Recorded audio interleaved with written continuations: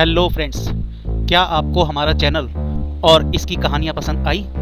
अगर हाँ तो अपने दोस्तों और फैमिली के साथ ज़रूर शेयर करें, और अगर सच में पसंद आई हैं तो हमारे चैनल को सब्सक्राइब भी ज़रूर करें। तो आइए आज फिर एक नई कहानी का लुत्फ़ उठाते हैं, जिसका शीर्षक है व्यापारी शेख चिल्ली। एक दिन शेख चिल्ली की माँ ने कहा, बेटा ऐसे कब तक काम चलेगा, तुम्हें कुछ कारोबार करना चाहिए।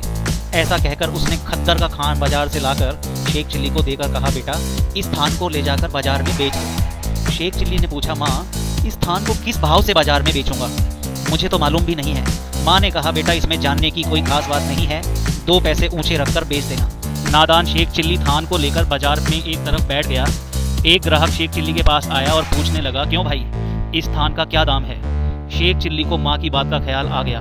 उसने कह दिया, इसमें दाम की क्या बात है भाई, 2 पैसे ऊपर 2 पैसे नीचे रखकर ले लो। ग्राहक ने देखा कि महामूर्ख से पाला पड़ा है, इसीलिए उसने अपनी जेब से 4 पैसे निकालकर 2 पैसे थान के ऊपर रख दिए और 2 पैसे थान के नीचे। शेख चिल्ली ने थान को उस ग्राहक के हवाले कर दिया और आप वही 4 पैसे उठाकर घर को चल दिए। वह रास्ते में चला जा रहा था, उसी वक्त एक व्यक्ति मिला जो कि तरबूज बेच रहा था। शेख चिल्ली ने बड़े बड़े तरबूज देखे तो पूछने लगा, भाई ये क्या चीज़ है?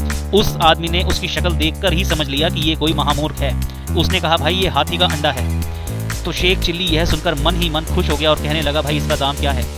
उस आदमी ने कहा, ये बहुत सस्ता है, इसका दाम 2 पैसे है। उन तीनों तरबूज 1-1 पैसे के बिकते थे। शेख चिल्ली ने 2 पैसे देकर वह तरबूज मोल ले लिया और मन में सोचता हुआ खुश होकर चला कि चलो 2 पैसे में हाथी का अंडा आ गया। अब घर जाकर इस अंडे की सेवा करूंगा, इसमें से हाथी का बच्चा निकलेगा, उसकी सेवा करूंगा, वह बड़ा होगा और उसे बेचकर बहुत रुपए कमाऊंगा। शेख चिल्ली चलता रहा, तब तक उसे पेट में खराबी हो गई। वह तरबूज को लिए एक खेत में घुस गया। एक जगह उसने तरबूज को रख दिया और आराम करने लगा। इतने में एक गिलहरी तरबूज के पास से निकल गई। शेख चिल्ली ने उसे देखकर सोचा, यह तो हाथी का ही बच्चा मालूम होता है।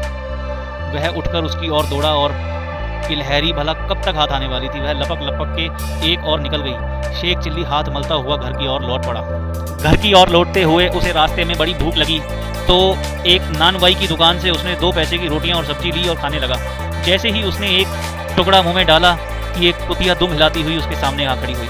उसने समझा कुतिया भूखी है, इसलिए सारा खाना उसके सामने डाल दिया। कुतिया के ने देखते देखते सब कुछ खा लिया और वह घर की ओर चल पड़ा। घर आने पर उसने देखा कि उसकी माँ घर पर नहीं है। वह भीतर गया और अपनी औरत से सारा हाल सुनाने लगा। उसकी औरत ने जब हाल सुन लिया तो गुस्सा होकर कहने लगी कि लानत है तुम पर जो तुमने हाथी का बच्चा खो दिया।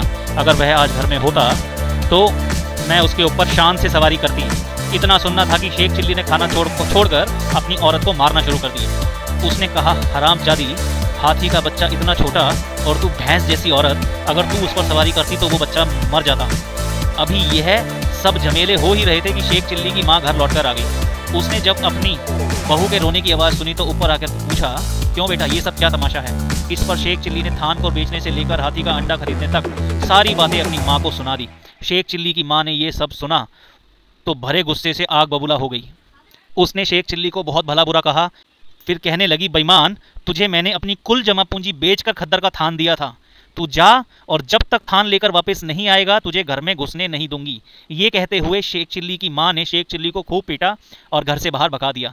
शेख चिल्ली वहां से चल पड़ा। चलते चलते उसी दुकान के पास उसने उस कुतिया को देखा जिसे उसने रोटी खिलाई थी। बस फिर क्या था, शेख चिल्ली उसे मारने लगा। उसको खूब मार पड़ी थी, इसीलिए उसने सारा गुस्सा उस कुतिया पर निकालना शुरू कर दिया। कुतिया एक तरफ को भाग चली। उसे पीटते हुए शेख चिल्ली भी उसके साथ साथ दौड़ने लगा। दौड़ते भागते आखिर उसकी मार से बचने के लिए कुतिया एक मकान में घुस गई। शेख चिल्ली भी उसके साथ उसी मकान के अंदर घुस गया। उस वक्त उस मकान की मालकिन अपना श्रृंगार बॉक्स खोलकर श्रृंगार करने बैठी थी। बस उसी समय किसी काम से पड़ोस में चली गई थी, मगर बॉक्स को बंद करना भूल गई थी। कुतिया जब कमरे में घुसी तो शेख चिल्ली ने खुला हुआ संदूक देखा। उसके अंदर बहुत से जेवरात और रुपए रखे हुए थे। उसने देखकर उसे कंधे पर से अंगोछा उतारा और बॉक्स में रखे तमाम जेवरात और रुपए बांध लिए और आसानी से बाहर निकल आया। घर से बाहर आकर उसने अपनी माँ को वो सारा सामान दे दिया। उसकी माँ इतनी ज़्यादा दौलत देखकर बहुत खुश हो गई। शेख चिल्ली ने उस दौलत के मिलने का सारा हाल बयान कर दिया। उसकी माँ ने सब जेवरात मकान के आंगन में गाड़ दिए। मगर उसी वक्त उसे ख्याल आया कि शेख चिल्ली तो बेवकूफ़ है, कहीं अगर किसी की बातों में आकर कुछ किसी से कह दिया तो आफत हो जाएगी। ये सोचकर उसने बाजार से एक आदमी भेजकर रुपए की धान की खोल और कुछ मिठाइयाँ मंगवाई और रात के वक्त जब शेख चिल्ली सो गया तो उसने आंगन में बिखेर दिया। फिर बहुत सुबह सुबह उसने शेख चिल्ली को जगाकर कहा, बेटा देख, आज हमारे आंगन में धान की खोल और मिठाइयों की बारिश हुई है। शेख चिल्ली ने जब ये सुना तो दौड़कर आंगन में आ गया और धान की खोल और मिठाइयों के टुकड़ों को बिन बिन कर खाने लगा। जिस आदमी के मकान में चोरी हुई थी उन्होंने रिपोर्ट लिखवा दी। तहकीकात होने लगी। जब वे ढूंढते हुए शेख चिल्ली की मकान पर आए तो शेख चिल्ली मकान के सामने खड़ा था। शहर के कोतवाल ने उससे पूछा, तुम जानते हो ये चोरी किसने की है? शेख चिल्ली ने छूटते ही कहा, ये चोरी तो मैंने ही की थी।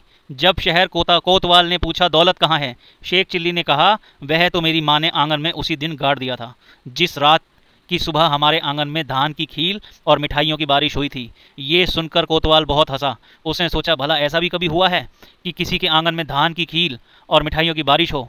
वह समझा ये कोई पागल आदमी है और वह सिपाहियों के साथ वहाँ से चला गया। इस प्रकार शेख चिल्ली की माँ की जान बच गई। कुछ दिनों तक उसी धन से अपना घर चलाती रही, क्योंकि वो क्या करती बेचारी, वो भी मजबूर थी। दोस्तों, thank you so much for watching the video. हम इसी तरीके की कहानियाँ आपके लिए लाते रहेंगे। अगर पसंद आ रही हैं तो प्लीज़ चैनल को सब्सक्राइब कीजिए ताकि इससे हमारा हौसला बढ़े और आगे हम आपके लिए और वीडियोस लाते रहें। Thank you so much and all the very best for your life. Thank you.